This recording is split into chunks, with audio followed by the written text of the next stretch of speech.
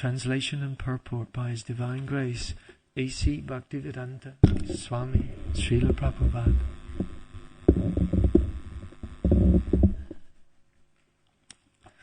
The Supreme Personality of Godhead said, no, it's all right, we'll do the repeat after. Is that okay? I'll read it through first and we'll do phrase by phrase. Thank you. The Supreme Personality of Godhead said, O best of the demigods, although you have been amply harassed because of my potency in assuming the form of a woman, you are established in your position. Therefore, all good fortune be upon you. So, if we do each phrase now. The Supreme Personality of Godhead said,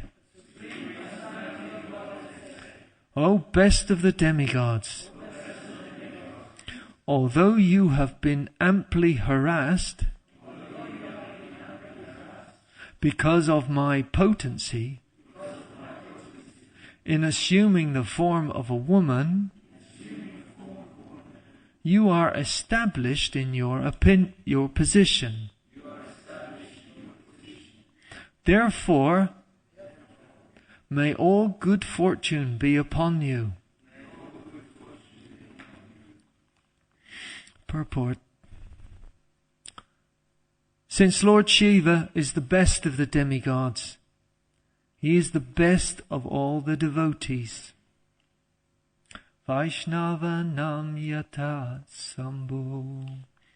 His exemplary character was therefore praised by the Supreme Personality of Godhead, who gave His benediction by saying, May all good fortune be upon you. When a devotee becomes a little proud, the Supreme Lord sometimes exhibits His supreme power to dissipate the devotee's misunderstanding. After being amply harassed by Lord Vishnu's potency, Lord Shiva resumed his normal, unagitated condition. This is the position of a devotee.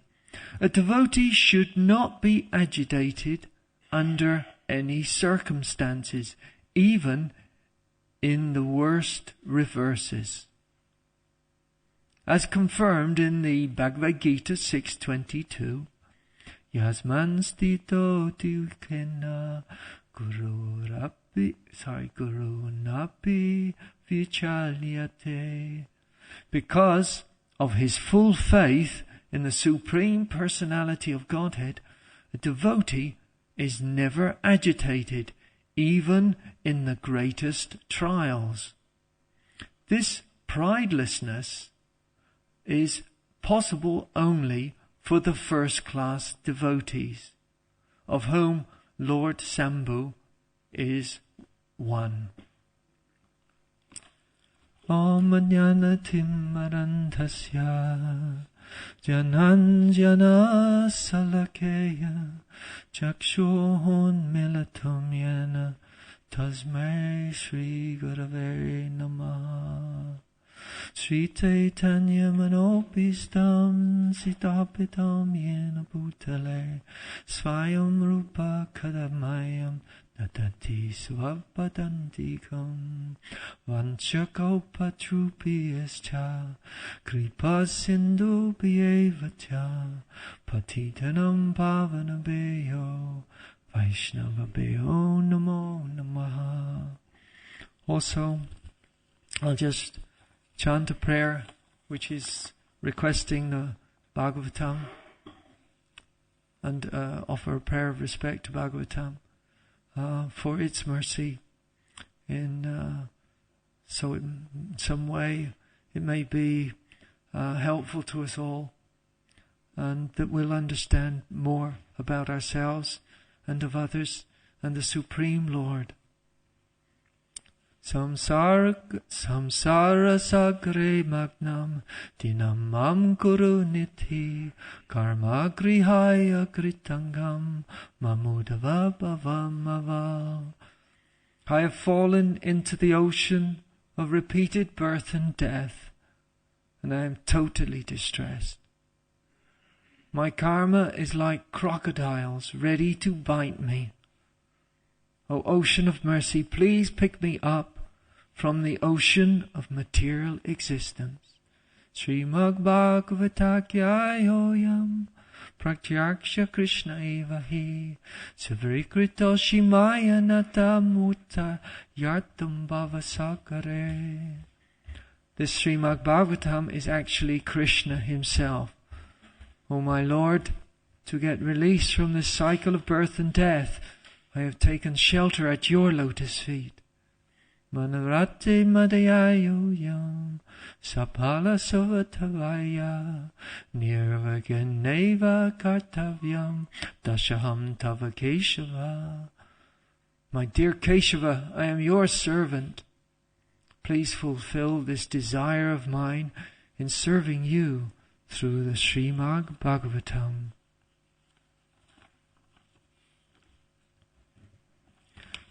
Narayan namaskritya naram jeva narotamam devam sasvatam vyasam tatum jayamudiyet. Before reciting the Srimad Bhagavatam, which is the very means of conquest, one should offer respectful obeisances unto the personality of Godhead, Narayan, unto Narayan Rishi, the supermost human being, unto Mother Sarasvati, the goddess of learning, and unto Srila Vyasadeva, the author.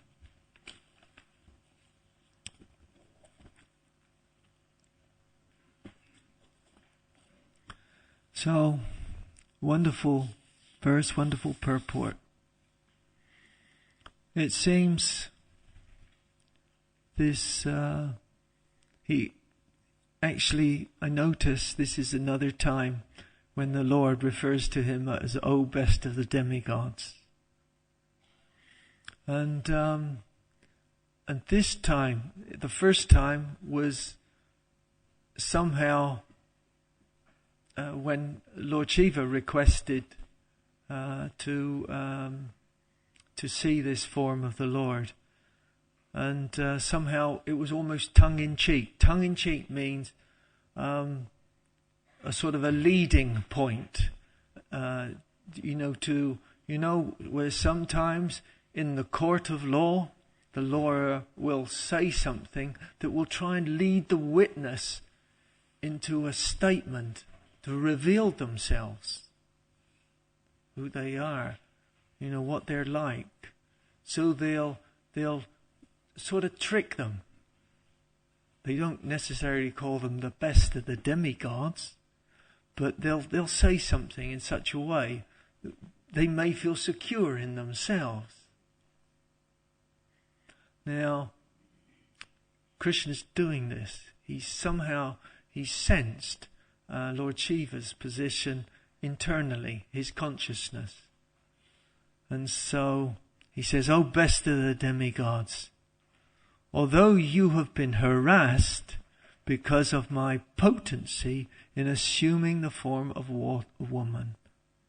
This is very interesting, isn't it? Harassed.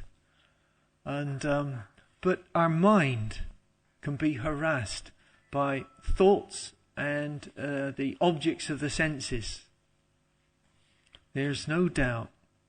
And we can see in this day and age where so many unfortunate things happen, the mind gets led by sense objects. The grass is greener on the other side of the road.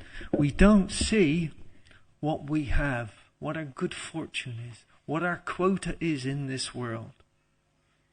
Ishvasyomidam sarvam yakincha jagatyam jagat tenek tiek tenek unjita magridha kasyasvidanam. This is a wonderful verse. It can be applied in so many ways. It says, the living entities in this world, this universe, is created by me. I'm the Lord of the universe. They're mine. I'm the controller. And then he said, but we should be satisfied with that which has been set aside as our quota, and not accept other things, knowing well to whom it belongs. Now, so many people are misled. Lord Shiva here was deliberately misled because there was just a subtle pride entering into his position somehow or other. Though he wanted to see this form, he was curious, he wanted to see its power, how it had misled the demons.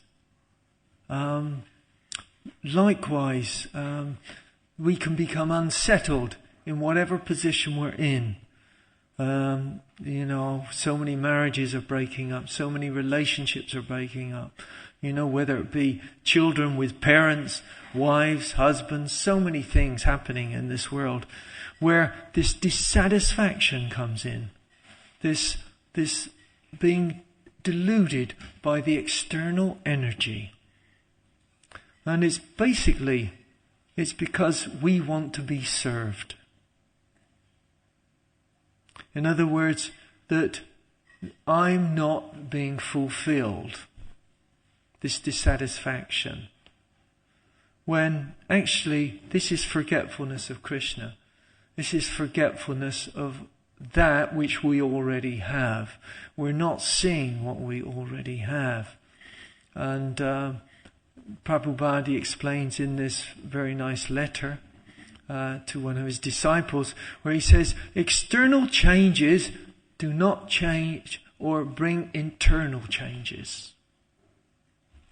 So whatever we do in terms of trying to change our position, trying to improve our lot in our devotion, that somehow we feel we should be doing this, we should be doing that. Oh, I think I should live somewhere else. I think I should go and live with another person. So many things attack us in our devotional life. Yet we don't see what we have now. Now Prabhupada, he says in this wonderful letter again to Jayapataka Swami, he says, a surrendered soul sees that everything is part of Krishna's plan. No matter what I am doing now, I'm meant to be doing. You see, this is addressing the whole point, that we don't see what we're doing now. That somehow or other we don't understand that somehow this is an arrangement of Krishna. And our dissatisfaction is a dissatisfaction with Krishna's arrangement. I like this Krishna, but I don't like this Krishna. We can be so misled. This will be better for me. I think I should go here. I think I should go there. It'll be more peaceful here. It'll be more nice there. But you can't run away from Krishna. It's an internal arrangement. It's an internal thing that we somehow have to surrender to Krishna's arrangement.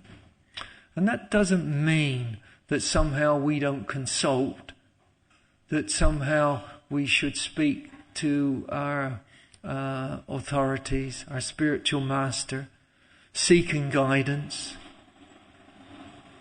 Shri Shri Radha Gokul Nanda Ki Jai, Shri Shri Gaur Nitai Ki Jai, Shri Shri Sitaram Lakshman Hanuman Ki Jai. No, this is very important actually. The mentor system, the Shiksha Guru, whatever you like to call it, the Guru, Diksha Guru, they're there. And actually, we sometimes deny ourselves this facility to actually speak with them and clarify our position.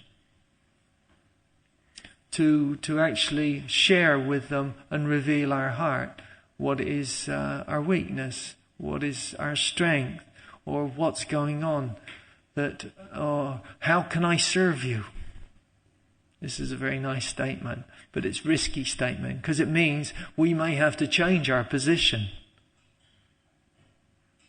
If we want somebody else's advice, the spiritual master's advice, we say, what can I do for you? How can I please you? What do you know, is there some service you need from me? It means then you're putting your own, your sort of so-called independence in their hands. It's a surrendered statement. So, this is sort of like this. Instead of surrendering to the fortunate Lord Shiva, he surrendered to Yoga Maya in this case.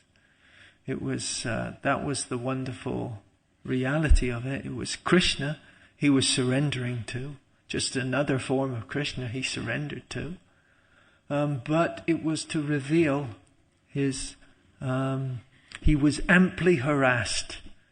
In other words, he saw his position, how he was moved from his position of stability and constancy and pure position of worship. He was given an opportunity to find out that maybe the Lord's potency was greater than him, and than what he thought. He couldn't be altered in any way.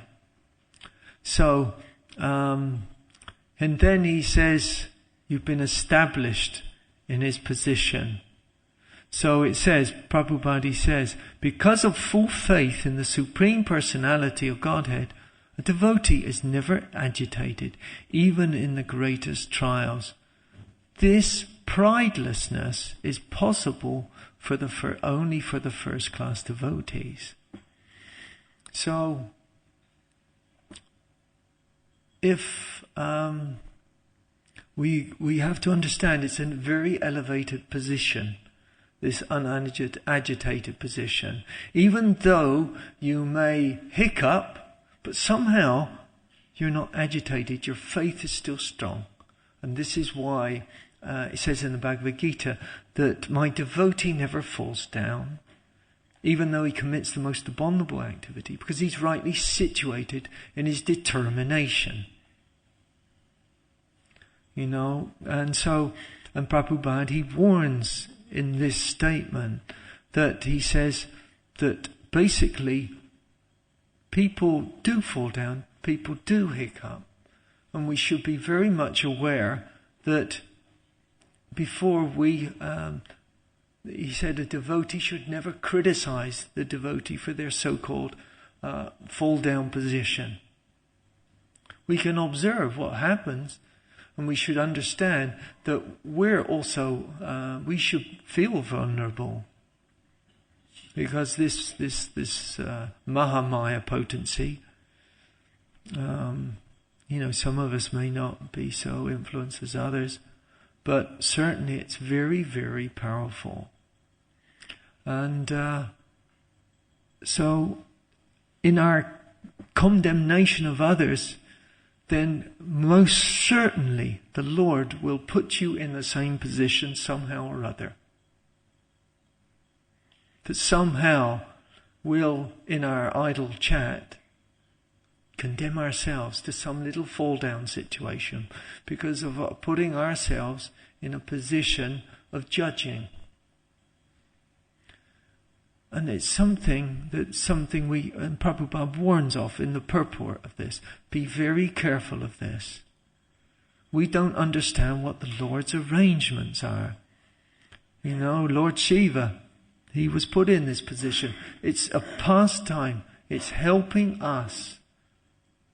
Lord Indra, they're helping us by their position of humiliation in front of the Lord. They're helping us.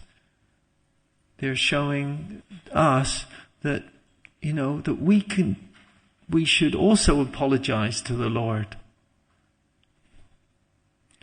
for our shortcomings.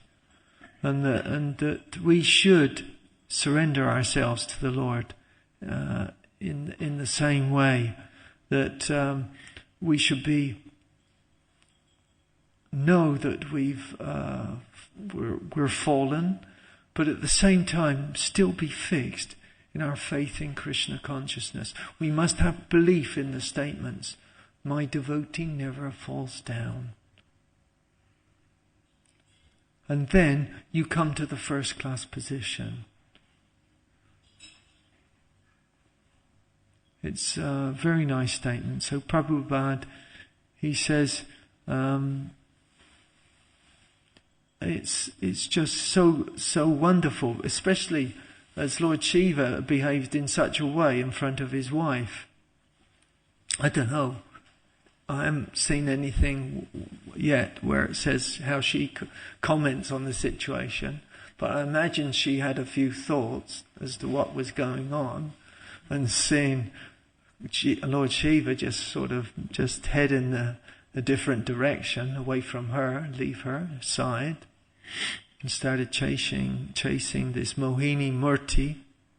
But also, it shows her position in a way, because it shows her understanding as well. Somehow she's unagitated.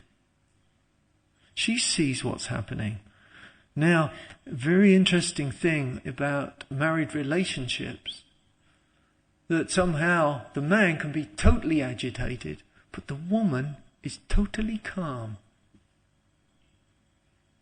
It's a very interesting thing that I certainly noticed it in my marriage, that, I became very perturbed by a situation where we were almost going to lose the adoption that we'd set up. And I was completely distressed. I'd grown so attached to this child. But my wife was completely calm. Completely calm. You'd think it'd be the other way round, actually. And certainly in the court, I noticed this. And the way she spoke in this, there was a dispute. It had to go to court. The social services took it to court because of their judgment that, they felt it was that the child should stay with us. But it was a very difficult. But I saw my wife speak in such a way that I was amazed.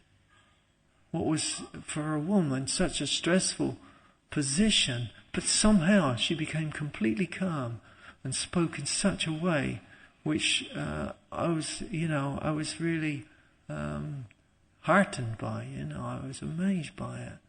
Very special quality. So we can see that they're actually in a relationship.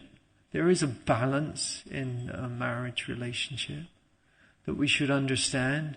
It's created by the Lord. Though we have our disputes and difficulties, Prabhupada says that external changes don't change us internally. This is very good advice. So whatever you're thinking about doing in your life, it causes such upheaval when we do these things that cause also distress to others. So, and in that particular letter, he points out that Krishna says we should not create distress to others because for our own spiritual so-called advancement. Actually, it's a form of selfishness. There's if you don't like a situation, you can't handle it. He said, why do you take a vow? Why do you make a promise? It's so heavy. He says marriage has become a farce. And vow, I remember Mahatma Das, he says vow means that you keep something and it's a matter of life or death. It's something that you'd rather die than break. So we have to know what a vow is before we get married. Or before we get initiated. It's very important. Because if you break your vows, whether initiation vows, marriage vows, you have to be very, very careful.